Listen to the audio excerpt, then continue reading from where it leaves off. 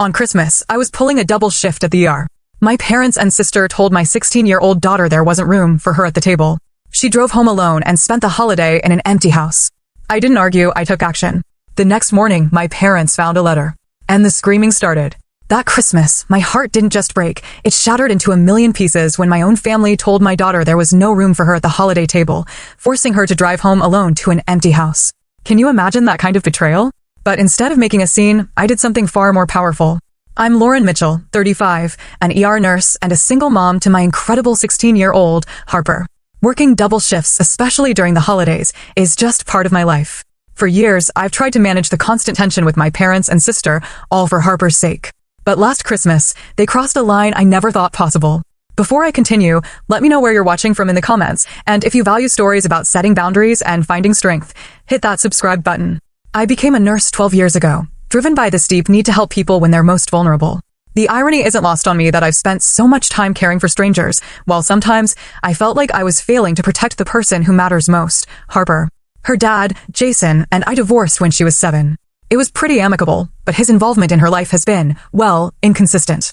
3 years ago, he moved to Seattle for work, and his visits became almost non-existent. Phone calls on birthdays, the occasional text, and child support payments that usually arrive on time, that's pretty much the extent of his parenting. Harper stopped expecting more years ago, which just breaks my heart, but it also makes me fiercely proud of her resilience. My parents, Richard and Eleanor Mitchell, live about 30 minutes away in this beautiful colonial home in the suburbs. Dad retired from his accounting firm 5 years ago, and Mom, she's always been a homemaker whose entire identity revolves around perfect family gatherings and immaculate housekeeping. My younger sister, Amanda, married well. Her husband, Thomas, comes from money and works in finance. They have 2 kids, Ethan, who's 13, and Zoe, who's 10. Our family dynamic has always been, let's just say, complicated. Amanda was the golden child. She was always more willing to follow Mom's strict rules about proper behavior and appearance. Me? I was the rebel. I chose a common profession, got divorced, 2 unforgivable sins in Eleanor Mitchell's book. This favoritism extended to the grandchildren, too. Ethan and Zoe received lavish attention, expensive gifts, constant praise, while Harper often felt like an afterthought. Despite all of this, Harper always tried to win her grandparents' approval. She'd spend hours making homemade cards for their birthdays, help in the kitchen without being asked, and politely endure my mother's thinly veiled criticisms about everything from her casual clothing choices to her interest in photography, instead of proper activities like Zoe's ballet or Ethan's tennis lessons. They just don't know how amazing you are, I'd tell Harper after particularly difficult family gatherings when we'd decompress in the car on the drive home. It's okay, Mom. She'd always respond with a shrug and a smile that never quite reached her eyes. I know they love me in their own way. At Memorial Hospital, where I work, I actually found the family support I often lacked at home. My colleague, Dr. Meredith Wilson, has become a dear friend over years of shared holiday shifts and ER chaos.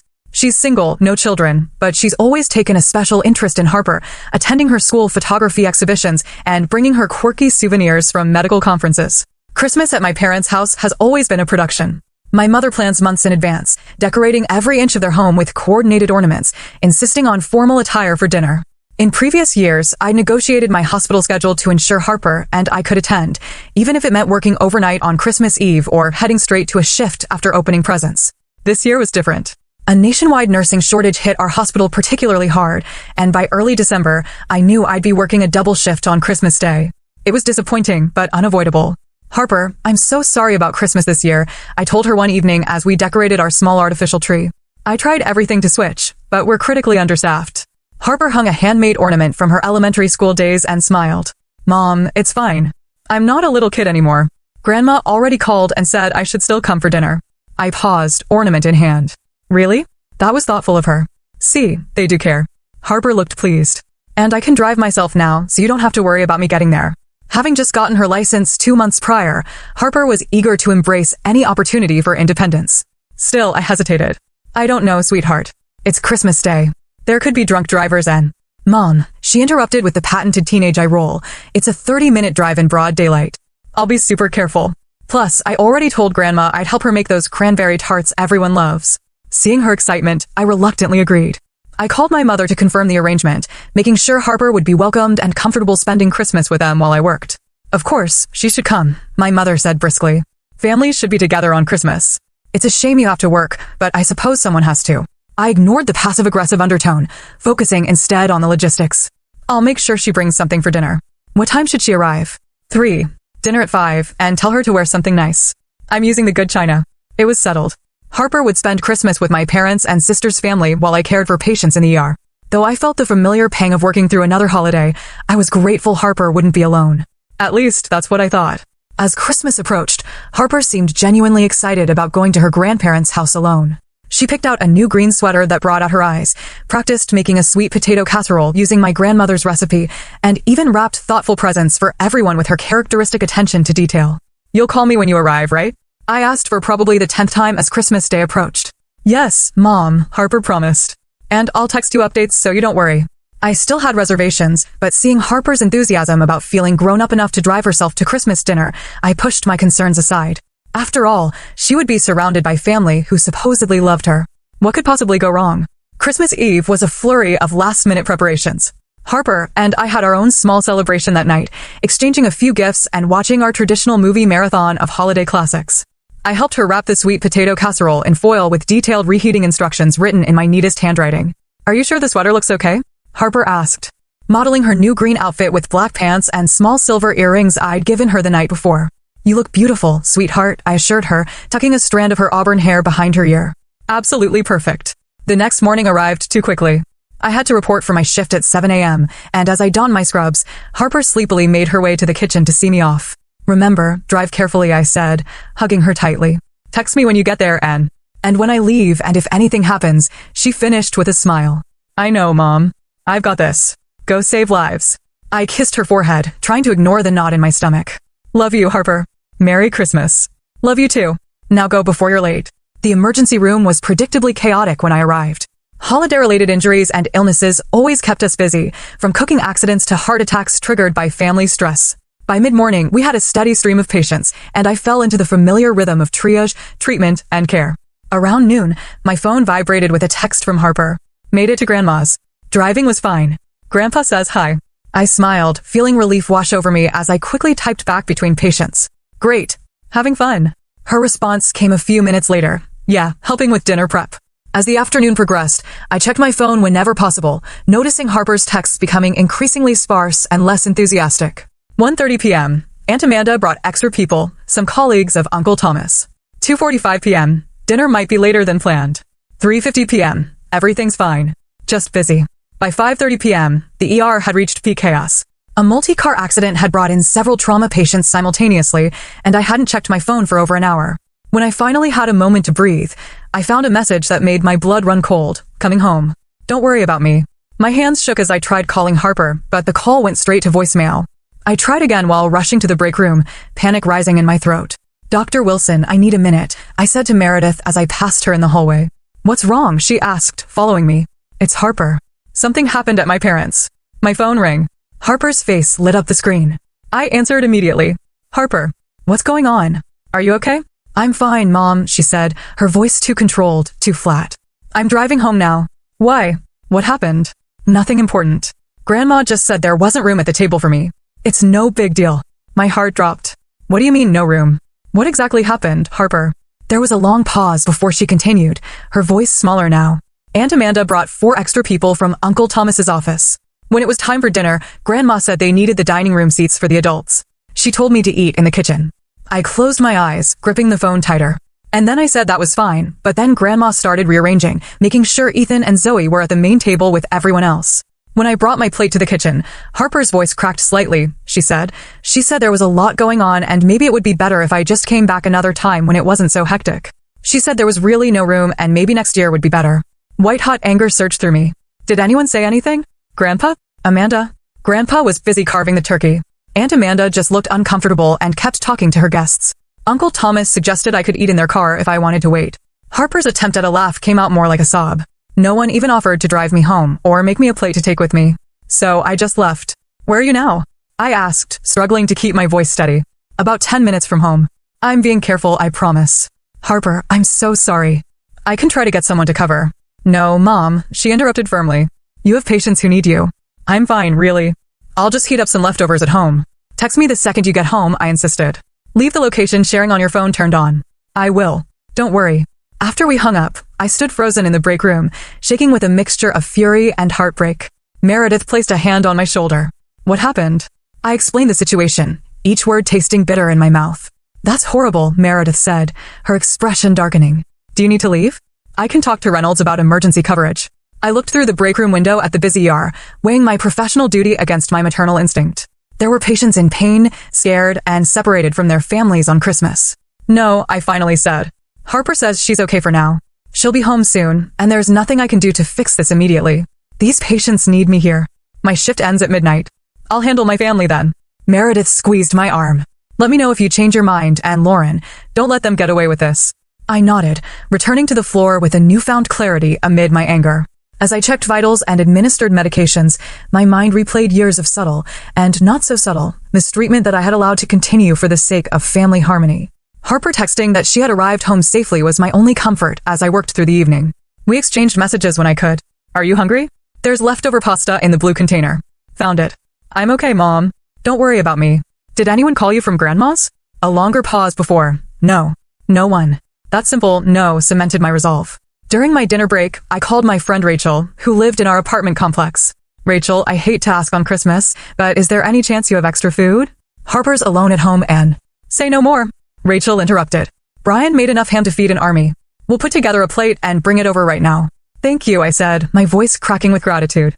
The spare key is under the turtle planter. Don't worry about a thing. As my shift continued, I dealt with everything from a child with a Lego stuck in his nose to an elderly man experiencing heart failure. The final case of my night was particularly poignant, a family reconciliation in the waiting room after a car accident scare had brought estranged siblings back together. Life's too short, I overheard the older brother say as they embraced.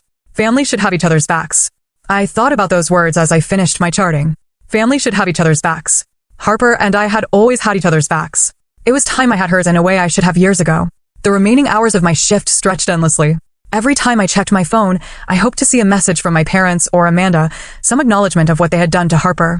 The screen remained stubbornly free of any such communication. While inserting N4 for an elderly patient, my hands trembled slightly as flashbacks of previous family gatherings surfaced in my mind.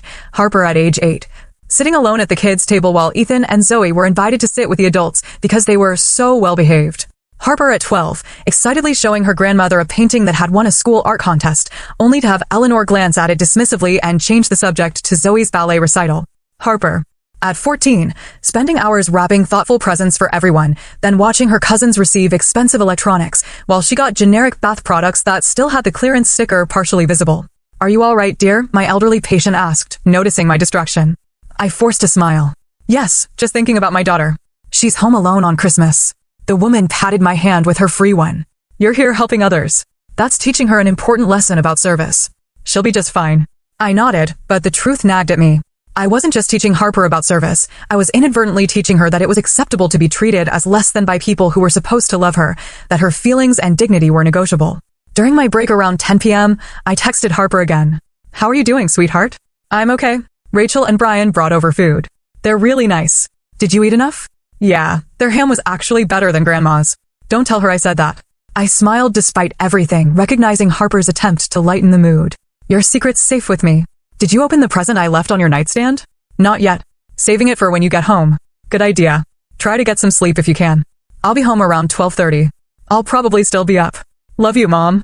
Love you too. More than anything. I put my phone away and leaned against the wall, suddenly exhausted beyond the physical demands of my shift. Meredith found me there, offering a cup of coffee. Rough night, she asked, sliding down to sit beside me. Harper's always tried so hard with them, I said, accepting the coffee gratefully. Every birthday card, every school achievement, every time she helped my mother in the kitchen without being asked, she was trying to earn their love, as if love is something you should have to earn from your own family. Meredith nodded. My mother was the same way with me. Conditional love isn't really love at all. The worst part is that I've allowed it, I confessed, the realization hitting me with full force. I've made excuses for their behavior for years. That's just how Mom is. Dad doesn't notice these things. Amanda's always been competitive. I've normalized it all instead of protecting Harper. You were protecting your idea of family, Meredith said gently. It's what most of us do. We convince ourselves that maintaining the relationship at any cost is better than confronting the problems. Not anymore, I said, a newfound clarity washing over me. This ends now. For the remainder of my shift, I moved through my duties with mechanical precision, my mind formulating the words I would say to my family. No more deflection. No more excuses. No more prioritizing their comfort over Harper's well-being. I thought about Harper's resilience, how she never complained, how she always found something positive even in difficult situations. She deserved so much better than what my family had given her, what I had allowed them to give her. At 11:30 p.m., I treated my final patient of the night, a young mother who had fallen while hanging Christmas lights. As I sutured a cut on her forehead, she fretted about her children at home. "My husband's with them, but it's Christmas night," she said, wincing slightly as the needle pierced her skin. "I should be there. You'll be home soon," I reassured her. And children are remarkably resilient. They understand when things don't go according to plan. "You sound like you're speaking from experience," she observed. I finished the last stitch before responding. "My daughter is spending Christmas night alone because my family decided there wasn't room for her at their table." The woman's eyes widened. "That's terrible. What are you going to do?" For the first time that night, I smiled genuinely. "I'm going to make sure it never happens again." As midnight approached, I completed my charting and prepared to hand off to the night shift. Dr. Nathan Pierce, who had agreed to cover the overnight, arrived looking fresh despite the late hour. "Merry Christmas, Lauren," he said, reviewing the patient board. "Looks like you had a busy one." "It was eventful," I replied, giving him a brief update on current patients. "Thanks for coming in tonight." "No problem. I don't have family obligations." He paused, then added, "Meredith mentioned you had some family drama. Everything okay?" I appreciated his concern, but wasn't ready to discuss it further. "Nothing I can't handle. I should get home to my daughter." He nodded understandingly. "Of course. Give her my best." As I left the hospital, the cold December air felt clarifying. In my car, I checked the location-sharing app. Harper was at home, safe. According to Rachel's text, they had stayed with her for a while before heading back to their apartment, but she was doing okay, just a bit quiet. The streets were nearly empty as I drove home, Christmas lights twinkling from houses filled with families who hopefully treated each other with more kindness than mine had shown Harper. With each mile, my determination solidified. Tomorrow would bring confrontation, but tonight was for my daughter, my real family. I arrived home just after midnight, entering our apartment as quietly as possible in case Harper had fallen asleep. The living room was dimly lit by our small Christmas tree, its multicolored lights casting shadows on the walls. What I saw next broke my heart all over again. On the coffee table sat the remains of Harper's makeshift Christmas dinner, a paper plate with a few bites of the ham Rachel had brought over, a half-eaten microwaved baked potato, and an empty mug that had probably contained hot chocolate. Beside it lay an unopened packet of store-bought cookies with a post-it note stuck to it, saved for Mom. I moved through the silent apartment to Harper's bedroom, gently pushing open the door. She was curled up on her bed, still fully dressed in her Christmas outfit, her phone clutched in her hand as if waiting for a call or message that never came. Even in sleep, her face wasn't entirely peaceful, her eyebrows drawn together slightly, dried tear tracks visible on her cheeks. On her nightstand was the small wrapped package I'd left for her, a delicate silver camera charm for the bracelet she'd been collecting charms for since she was 12. It remained unopened. Around her, I noticed several wadded up tissues on her desk. The presents she had carefully wrapped for my parents and sister's family sat in a neat pile, now with nowhere to go. The sight ignited something primal within me, a fierce, protective fury I hadn't allowed myself to fully feel until that moment. This was my child, my beautiful, kind-hearted daughter, who had done nothing to deserve such callous treatment, who had driven home alone on Christmas Day, sat in an empty house, and cried herself to sleep still wearing the outfit she had so carefully chosen to impress people who couldn't be bothered to make space for her at their table. I gently sat on the edge of her bed, brushing hair from her forehead. Her eyes fluttered open. "Mom," she murmured, voice thick with sleep. "What time is it?" "Just after midnight." "I'm home now," I whispered, continuing to stroke her hair. She blinked, fully awake, suddenly remembering. "Oh, how was work?" "Never mind work. Tell me everything that happened today." The full story. Harper sat up slowly, pulling her knees to her chest. "It's not a big deal, Mom, really. It is a big deal, Harper. Please tell me." She took a deep breath, looking down at her hands. "I got to Grandma and Grandpa's around 3, like we planned. Grandpa was really nice when I arrived. He helped me bring in the casserole and gave me a hug. Grandma looked at my outfit and said green wasn't really my color, but I tried to ignore that. My jaw tightened, but I stayed silent, letting her continue. I helped in the kitchen for a while. Everything seemed fine, but Grandma kept checking her phone and looking anxious.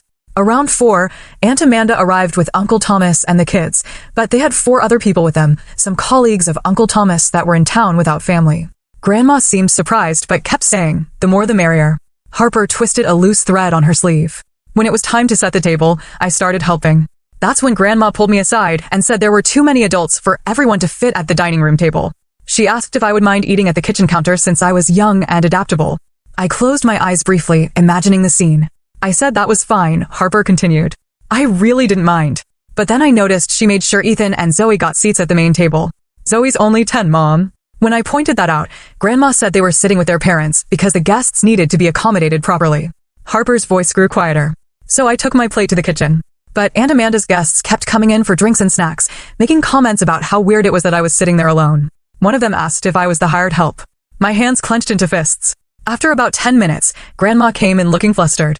She said having me in the kitchen was making things awkward with the serving dishes and everything. She suggested, well, she didn't really suggest. She just said that maybe, with everything going on, it would be better if I came back another time when it wasn't so hectic. Harper's eyes filled with tears. She actually said, there's really no room, Harper, maybe next year. Like I was some distant acquaintance who had shown up uninvited. What did Aunt Amanda say? I asked, my voice barely controlled. She was standing in the doorway and just looked away. Uncle Thomas was the one who suggested I could wait in their car if I wanted to stay, but it was clear nobody wanted me there. So I just said I'd go home. Harper wiped her eyes with her sleeve. Nobody tried to stop me. Nobody offered to drive me or check if I got home okay. Grandpa was busy talking to the guests. I don't even think he noticed I left. I texted you when I got in the car and that's it. End of story. I pulled Harper into a tight hug, feeling her tears soaking through my shirt. I'm so sorry, sweetheart. I'm so sorry this happened. It's not your fault, Mom, she said, her voice muffled against my shoulder. You had to work, I know that. It is my fault, I countered, pulling back to look her in the eyes. I've allowed them to treat us both poorly for years. I've made excuses for their behavior instead of standing up to it. But that ends now. Harper looked at me with surprise. What do you mean? I mean that what they did was completely unacceptable and there will be consequences. No one treats my daughter that way. Not even family. Especially not family. For the first time since I'd come home, Harper's eyes lightened slightly. You're not going to go all mama bear on them, are you? I smiled despite my anger. Maybe. Would that embarrass you? No, she said after a moment's consideration. Actually, I think I'd be okay with that. We sat talking for another hour, Harper eventually changing into pajamas while I made us both fresh hot chocolate. As the conversation wound down, exhaustion caught up with us. I suggested we both try to get some sleep. Can I stay with you tonight? Harper asked in a small voice that reminded me of when she was much younger. Of course, I said, heart aching at her vulnerability. We fell asleep in my bed, Harper's head on my shoulder, like when she was a child afraid of thunderstorms. I held her close, silently promising that I would never again allow anyone to make her feel unwanted or unworthy, regardless of their relationship to us. I woke at dawn with absolute clarity about what needed to be done. Carefully sliding out of bed to avoid waking Harper, I began setting my plan in motion. It was time to show my daughter what standing up for yourself, and for those you love, really looked like. The morning light filtered through the blinds as I made my first phone call. The hospital was understanding about my request for a personal day. I rarely asked for unscheduled time off, and they knew I wouldn't do so without good reason. With that settled, I moved quietly around the apartment, gathering what I needed. First, I collected the Christmas decorations from my parents' house, items my mother had insisted I take to make Harper's Christmas more festive. Into a box they went, ready to be returned. Next, I prepared breakfast, pancakes with chocolate chips in the shape of a smiley face, something I used to make for Harper on difficult days when she was younger. I set everything on a tray with a small vase containing a single red carnation I'd found in our miniature garden on the balcony. While the coffee brewed, I made my next move. I called my parents' house, unsurprised when it went to voicemail after several rings. They were never early risers, especially after hosting a dinner party. Mom, Dad, this is Lauren, I said, my voice calm and clear. What happened yesterday with Harper was completely unacceptable. I'm taking the day off work to spend it with my daughter, who spent Christmas alone because you decided there wasn't room for her. I'll be bringing back all the Christmas decorations you gave us, as we'll be creating our own traditions from now on. If you want to have a relationship with either of us moving forward, it will be on new terms, with clear boundaries and respect. I'll be in touch when I'm ready to discuss what those terms will be. I hung up, feeling a weight lift from my shoulders. No anger, no yelling, just clear consequences for their actions. Next, I sent a text message to my sister, Amanda. We need to talk about yesterday. Harper told me everything that happened. I'm beyond disappointed in your role in this. Her response came surprisingly quickly. Lauren, you're overreacting. It was crowded and awkward. We didn't plan to have extra guests. Harper seemed fine with going home. My fingers flew across the keyboard.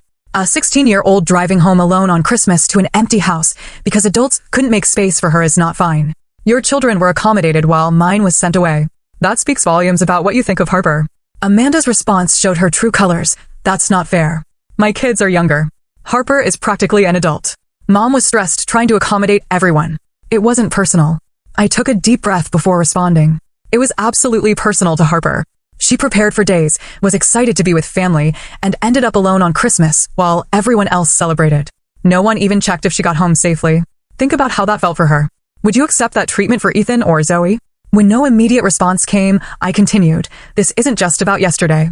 It's about years of Harper being treated as less important than your children. I've allowed it because I wanted to keep the peace. But that ends now. If you want a relationship with us moving forward, things need to change dramatically. I put my phone down, hearing movement from my bedroom. Harper appeared in the doorway, hair tousled from sleep, looking younger than her 16 years. Morning, she said cautiously, eyeing my expression. What are you doing up so early? Making breakfast, I said, gesturing to the tray and taking a personal day. Her eyes widened. But your shift is covered, I finished. Today is just for us. Harper noticed my phone lighting up with a call. Is that Grandma? Yes, I confirmed, silencing the ringer. But she can wait. Breakfast first. We sat together at our small kitchen table, eating pancakes and talking about everything and nothing. I didn't mention my calls and texts, wanting to give Harper a peaceful morning. As we were clearing the dishes, my phone rang again, my father this time. I should probably take this, I said to Harper, who nodded. Hey, Dad, I answered, stepping onto the balcony for privacy. Lauren, what's this message about? He asked, sounding genuinely confused. Your mother is upset. What happened with Harper yesterday? I explained the situation in detail, not softening any aspects of how Harper had been treated. There was a long silence when I finished. I had no idea, he finally said, his voice heavy. I was busy with the guests carving the turkey. I didn't realize Harper left. Your mother didn't tell me she'd asked her to go home. Whether you knew or not, Dad, it happened, and it's part of a pattern that's been going on for years. That's not fair, Lauren. We love Harper. Love isn't just a feeling, Dad. It's actions. And your actions, all of you, have consistently shown Harper that she's less important, less valued than Amanda's children. He started to protest, but I continued firmly. I'm not having this conversation to hear excuses or justifications. I'm letting you know that things are changing. If you want to be in our lives, you need to respect both of us. That means acknowledging what happened, apologizing sincerely to Harper, and making real changes going forward. Another pause. Your mother wants to talk to you. Not today, I said firmly. I'm spending the day with Harper. We can talk tomorrow if you'd like, but it needs to be a conversation, not your chance to explain away what happened. After we hung up, I returned to find Harper sitting on the couch, trying to appear casual though I could tell she'd been listening. Everything okay? She asked. Getting there, I assured her. I've let them know that things need to change if they want to be in our lives. Harper looked both impressed and slightly alarmed. What if they don't want to change? I sat beside her, taking her hands in mine.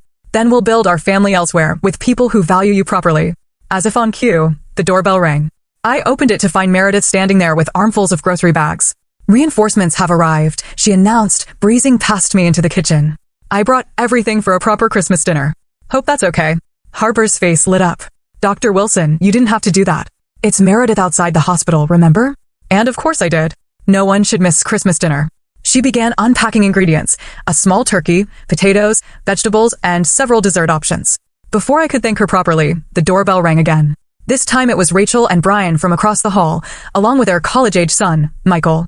We thought you might want some company, Rachel said with a warm smile. And Brian makes amazing stuffing.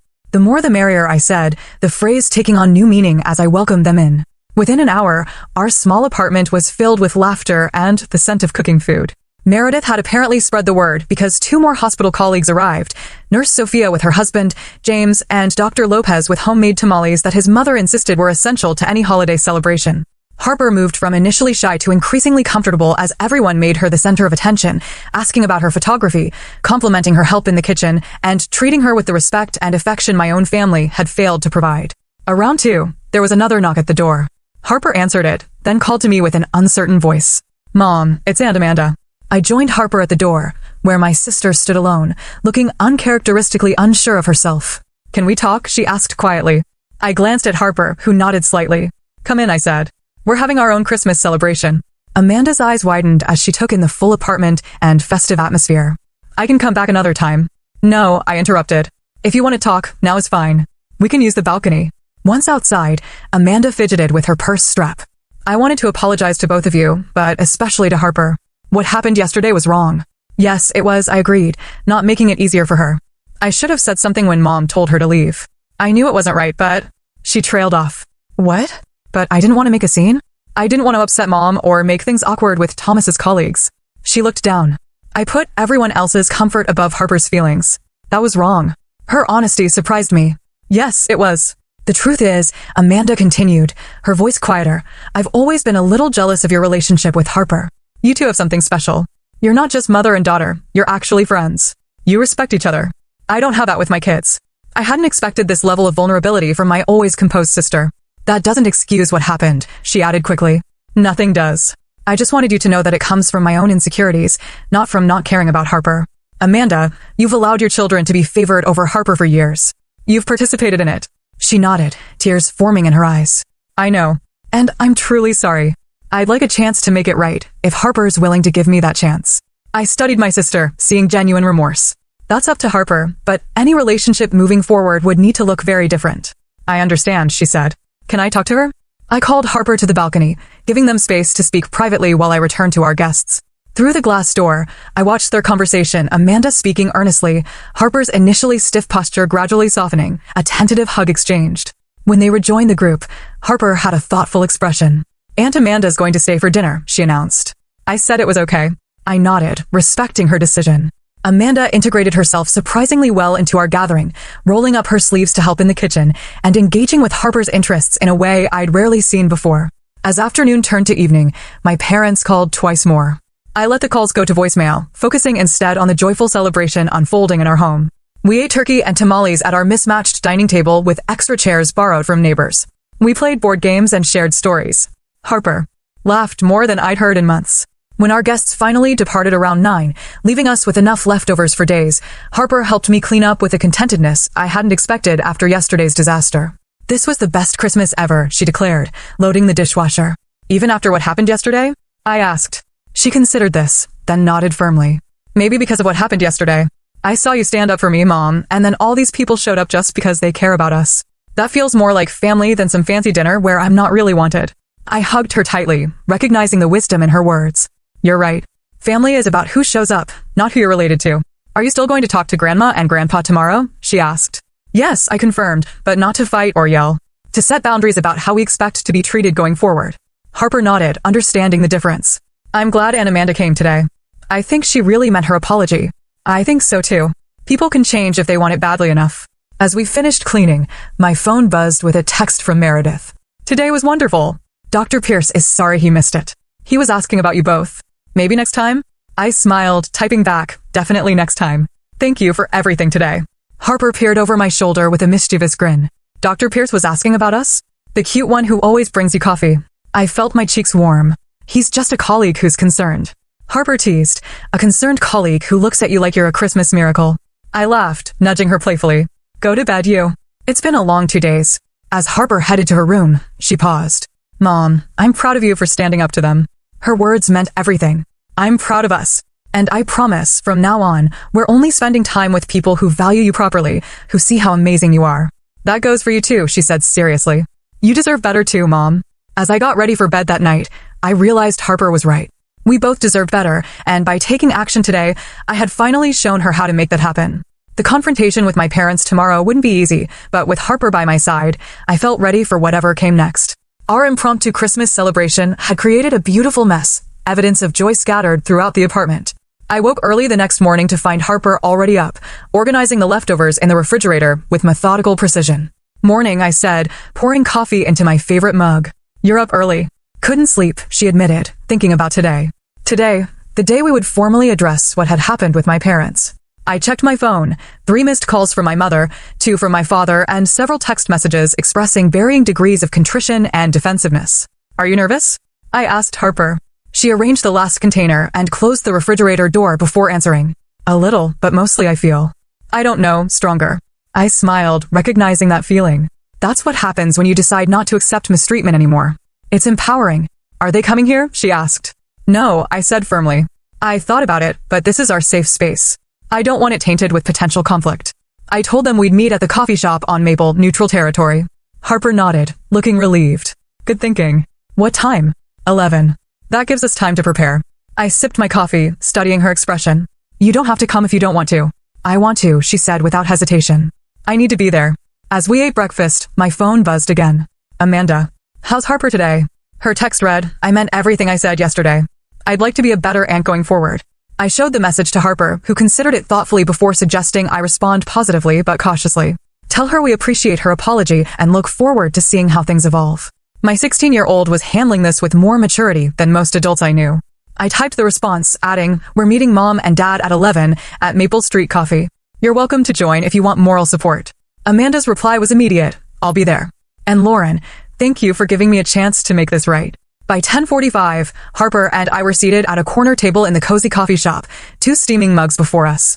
Harper had chosen to wear a different green sweater, a deliberate choice, she explained, to show she wasn't ashamed of her preferences despite our mother's criticism. Amanda arrived first, looking uncharacteristically casual in jeans and a simple blouse. She hugged Harper with genuine warmth before sitting beside her, another deliberate choice that didn't go unnoticed. My parents entered at exactly 11, my father's military punctuality still governing their schedule after all these years. My mother looked impeccably put together as always, but there was an unfamiliar uncertainty in her expression. Dad guided her to our table with a hand at her back.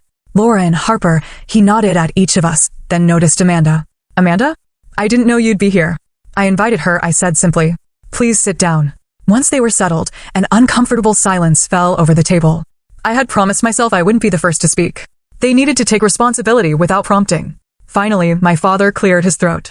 We want to apologize for what happened on Christmas, he began, looking directly at Harper. It was wrong. You should never have been asked to leave. My mother shifted in her seat but remained silent. Dad continued.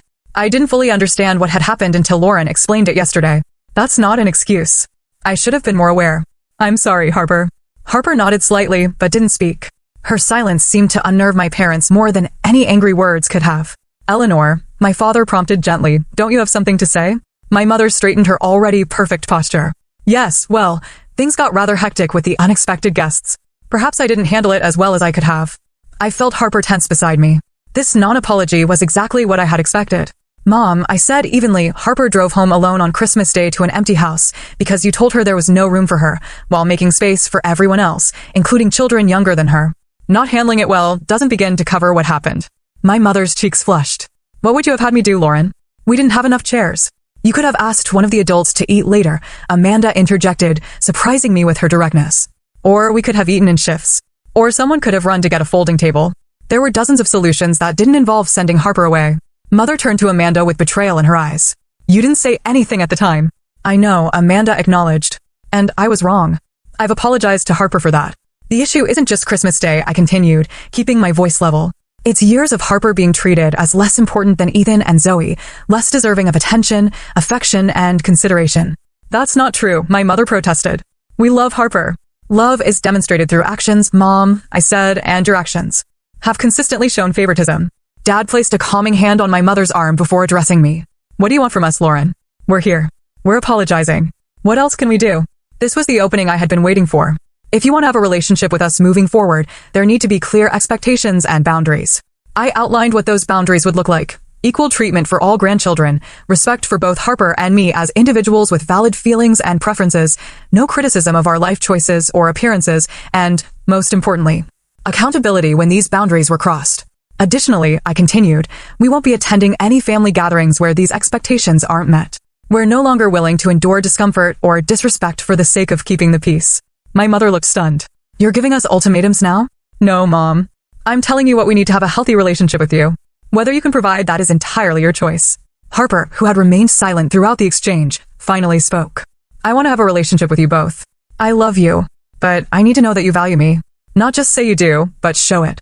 Her simple, heartfelt statement seemed to penetrate my mother's defenses in a way nothing else had. Eleanor's expression softened slightly as she looked at her granddaughter.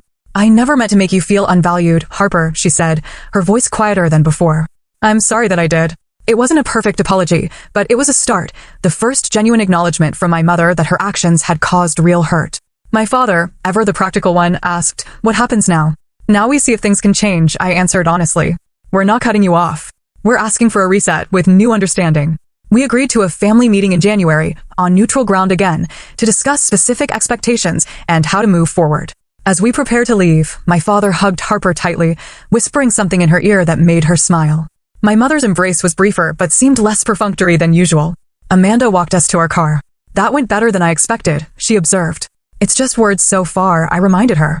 The real test will be actions. I know, she agreed. But it's a start. Over the following weeks, small but significant changes began to emerge.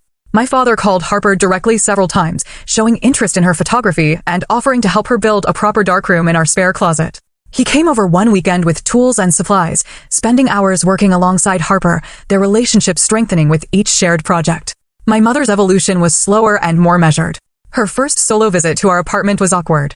She couldn't seem to stop herself from commenting on our cozy living space, her code for small, or asking pointed questions about my career advancement. But when Harper showcased her recent photographs, Eleanor made a visible effort to offer genuine compliments and ask thoughtful questions. The real breakthrough came when my mother invited Harper, just Harper, to join her for lunch and a visit to a photography exhibition at the local museum. When Harper returned home, her eyes were bright with excitement. Grandma actually listened when I explained about composition and lighting, she reported with wonder. And she didn't mention Ethan or Zoe once. Amanda's transformation was perhaps the most surprising. She invited Harper to help Zoe with a school photography project, creating space for the cousins to develop a relationship independent of the adults' dynamics. She began acknowledging her role in the family imbalance, even in conversations with our parents, gently redirecting when old patterns emerged. At work, I found myself standing up for myself in ways I never had before. When scheduling for February came around, I requested certain days off without apology or excessive explanation. My colleagues, particularly Meredith, noticed the change. "Whatever happened at Christmas has been good for you," she commented during a rare quiet moment in the ER. "You seem lighter." "I feel lighter," I admitted. "Setting boundaries is surprisingly freeing." Speaking of which, Meredith said with a mischievous smile, "Dr. Pierce has been asking if you're free for coffee sometime outside of work hours." I felt a flutter of unexpected interest. Nathan Pierce had always been kind and undeniably attractive, but I had kept my interactions with him strictly professional, too focused on Harper and work to consider dating. "Maybe," I said, surprising myself. "Maybe I am." When I mentioned the potential coffee date to Harper that evening, her reaction was enthusiastic, bordering on excessive. "Finally," she exclaimed, throwing her hands up dramatically. "He's been giving you those looks for months." "What looks?" I asked, pretending innocence. "Mom, seriously." Even Grandpa noticed when he came to pick me up from the hospital that time. He asked if you and Dr. Pierce were an item. I laughed, shaking my head at the thought of my father's matchmaking observations.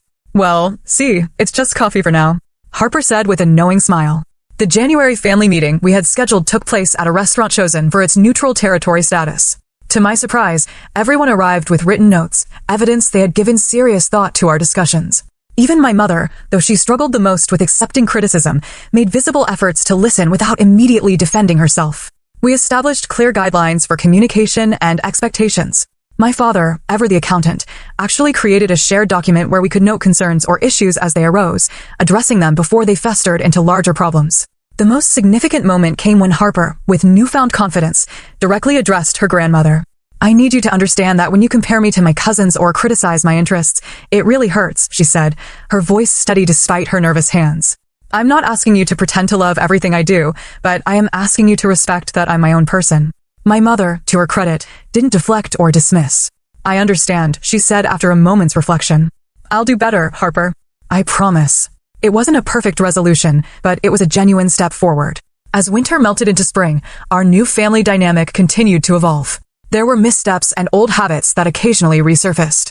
My mother still sometimes made thoughtless comparisons. My father occasionally reverted to conflict avoidance, and Amanda had moments of competitive parenting. But the difference was that now these behaviors were acknowledged and addressed rather than ignored. Harper flourished in this healthier environment. Her confidence grew, her photography improved as she felt more supported in her passion, and she began to form more authentic relationships with extended family members. She even developed a sweet bond with her young cousin Zoe, who had begun to show interest in photography under Harper's patient guidance. My own transformation was equally profound. The woman who had once swallowed hurt and disappointment to keep the peace now spoke her truth with calm confidence. I advocated for myself at work, leading to unexpected recognition and a promotion to charge nurse that spring. And yes, coffee with Nathan turned into dinner, which turned into regular dating. He was kind, thoughtful, and most importantly, genuinely interested in getting to know Harper, understanding that we were a package deal. "He gets it, Mom," Harper observed after Nathan had helped her set up a complicated lighting arrangement for a school project. "He doesn't try too hard or ignore me. He's just real." That word real captured what our lives had become since that painful Christmas day. By refusing to accept the unacceptable, by standing firm in our worth, we had created space for authentic relationships to grow. Not perfect, not without challenges, but real.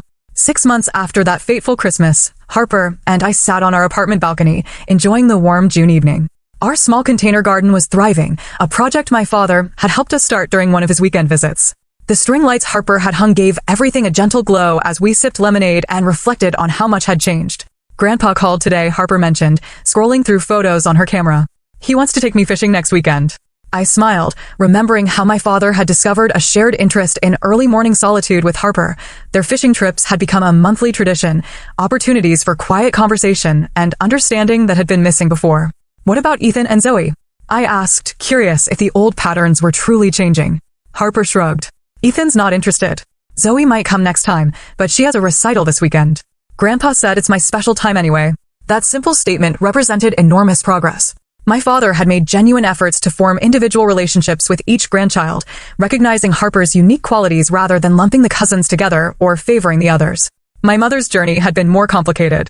After initially resisting change, Eleanor had eventually recognized the ultimatum for what it truly was, not punishment, but an opportunity to build a healthier relationship.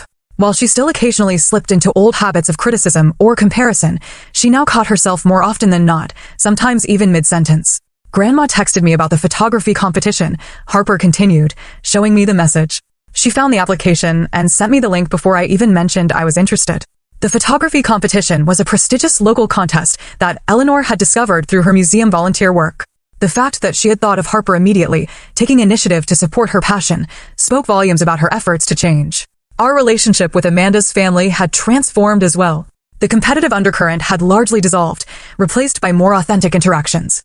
The cousins now spent time together based on genuine interest rather than obligatory family gatherings.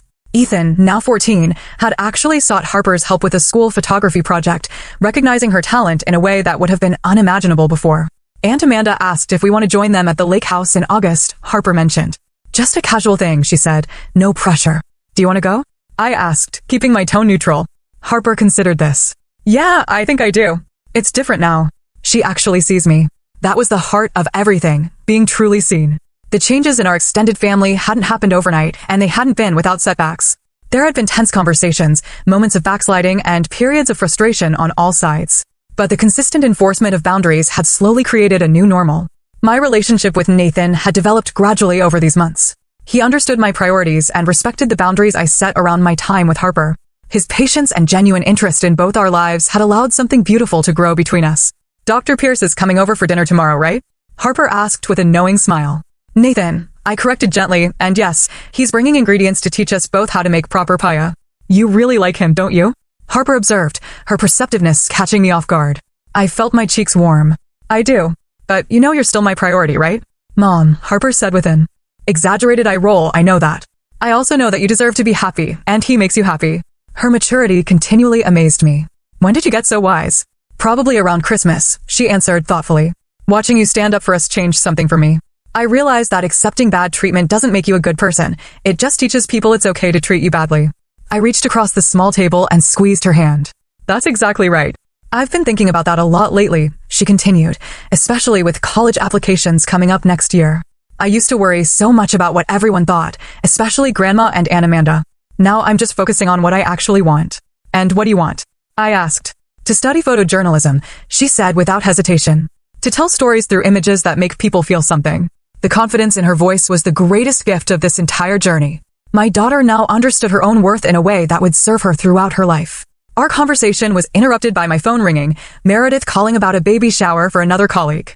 As I spoke with her, finalizing details for the gift we would bring together, I watched Harper photographing the sunset, completely absorbed and capturing the perfect light. When I hung up, Harper turned to me with curiosity. Remember when you said that standing up to Grandma and Grandpa wasn't just about one Christmas dinner? I nodded. I get it now, she continued. It was about teaching me to value myself enough to expect proper treatment, right?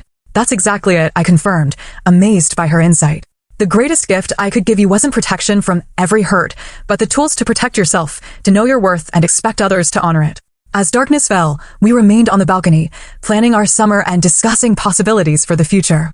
The painful Christmas that had catalyzed so much change now seemed like a distant memory, not forgotten, but transformed into the beginning of something much healthier. You know what I've learned from all this? Harper mused as we finally headed inside. Family isn't just about who you're related to.